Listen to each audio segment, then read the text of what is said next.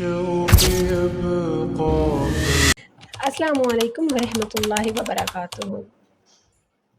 پوری دنیا کے مسلمان اس وقت بہت بڑی پریشانیوں میں مبتلا ہیں، دل کی بے سکونیوں میں مبتلا ہیں، دل کی تکلیفوں میں مبتلا ہیں، ذہنی اور جسمانی بے سکونیوں میں مبتلا ہیں۔ آخر کیا وجہ ہے کہ مسلمان ان تکالیف میں مبتلا ہیں؟ میں جانتی ہوں کہ آپ لوگ میری بات سے اتفاق ہی کریں گے۔ یقیناً آپ مہنگائی کی وجہ سے پریشان ہوں گے، غربت کی وجہ سے پریشان ہوں گے، پیسوں کی قلت سے پریشان ہوں گے،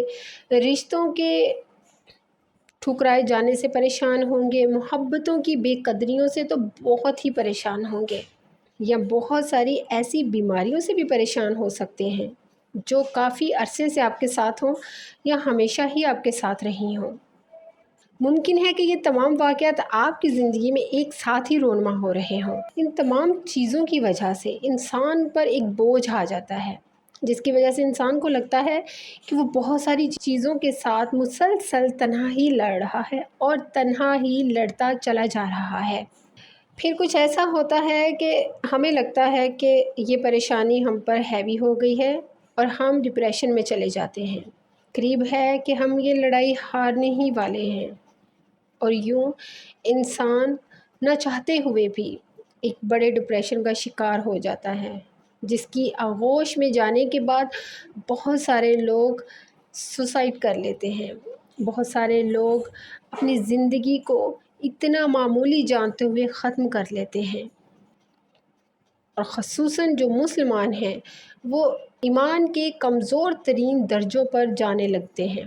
کیونکہ ایمان کمزور ہونے لگتا ہے نا، کیونکہ انہیں لگتا ہے یہ سب کچھ میرے ساتھ ہو رہا ہے اور غلط ہو رہا ہے، اور میرے ہی ساتھ کیوں ہو رہا ہے۔ مختلف سوچ کہ فلاں تو بالکل ٹھیک ہے مگر میرے ساتھ ایسا کیوں ہو رہا ہے۔ مگر کیا کبھی آپ نے سوچا ہے کہ ان تمام تکالیف اور پریشانیوں کا حل کیا ہے؟ ان سے نجات کیسے ممکن ہے؟ کیا ہے جو ہمیں ان تمام اذیتوں سے بری کر دے؟ ایسے میں بہت سارے لوگ، خاص طور پر ہمارے ہمسایہ ملک بھارت اور ہمارے اپنے ملک پاکستان میں، جب ایسی کنڈیشن سے گزرتے ہیں تو ان کا دماغ سیدھا تعویذوں کی طرف جاتا ہے، ان کا دماغ سیدھا وظیفوں کی طرف جاتا ہے، جس کا حل وہ اس طرح سے نکالتے ہیں کہ کتب کا رخ کیا، وہاں سے وظائف کی بک لی اور گھر لا کر اس کا مطالعہ شروع کر دیا، اور جس وظیفے پر لگا کہ یہ میرے کام کے مطابق ہے، اس وظیفے کو بھرپور طریقے سے کرنا شروع کر دیا جاتا ہے، یا کسی کے پاس جا کر اپنی پریشانی بتا کر، تعویذ لے کر اور پہن کر خود کو مطمئن کر دیا جاتا ہے کہ اب میری پریشانیاں، میرے دکھ، میری تکالیف یا میری بیماری ختم ہو جائے گی کیونکہ میں نے تعویذ پہن لیا ہے۔ ایسے میں جب آپ بہت سارے لوگوں کے ساتھ اپنا تذکرہ کرنا شروع کر دیتے ہیں تو مختلف لوگ آپ کو مختلف وظائف بتانا شروع کر دیتے ہیں، جس میں یقیناً شوہر کی بے وفائی، شادی کا نہ ہونا، محبوب کا بے وفا ہو جانا، ساس سسر سے نجات، سسرال والوں سے نجات، اور بہت سارے ایسے پرابلمز جن کا حل پھر ہمیں لوگ بتاتے ہیں۔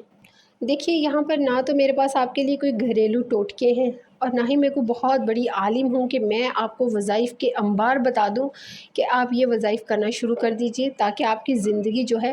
وہ غموں سے، آزمائشوں سے بالکل بری ہو جائے، اور نہ ہی تو آپ کو یہ بتانے والی ہوں کہ آپ یوگا کیجئے، یوگا کے لمبے لمبے سانس لیجئے، یہ آسن کیجئے، وہ آسن کیجئے، وغیرہ وغیرہ۔ مگر میرے پاس ایک ایسا ایکسپیرینس اور ایسی فیلڈ ہے جس میں میں نے خود کام کیا ہوا ہے، جس پر عمل کر کے میں نے خود دنیا کی جھنجھٹوں سے، دکھوں سے، تکلیفوں سے اور دنیا کی محبتوں سے نجات پائی ہے، اور نہ صرف نجات پائی ہے بلکہ اس اللہ کی طرف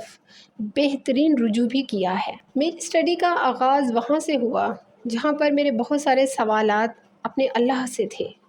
بہت سارے سوالات تھے جن کا جواب مجھے چاہیے تھا۔ ایک ایسا انسان جو اپنے اندر تکبر رکھتا ہو کہ مجھے ان سوالوں کا جواب چاہیے۔ مگر اس سے پہلے کہ میں آپ کو اپنی زندگی کے بارے میں بتاؤں، میں یہاں پر بہت سارے ایسے علماء کرام، ایسے دیندار لوگ جو اپنی ذاتی ایکسپیرینس آپ کو بتاتے ہیں ان دنیاوی جھنجھٹوں سے، دکھوں سے، تکلیفوں سے نجات کے لیے، میں ان کا تذکرہ ضرور کرتی چلوں گی آپ سے، کیونکہ ایسا نہیں ہے کہ میں نے جو کیا وہی صحیح ہے۔ میں نے جو کیا یقیناً دوسروں کو دیکھ کر ہی کیا، میں نے جو کیا یقیناً وہ دوسروں کو دیکھ کر ہی کیا۔ کہیں نہ کہیں تو میں نے سیکھا، خود سے ہی تو نہیں کرتی چلی گئی بلکہ سیکھا، دیکھا، محسوس کیا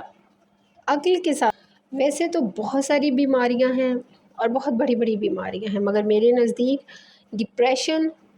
سب سے بڑی بیماری ہے، ایک ایسی بیماری جس پر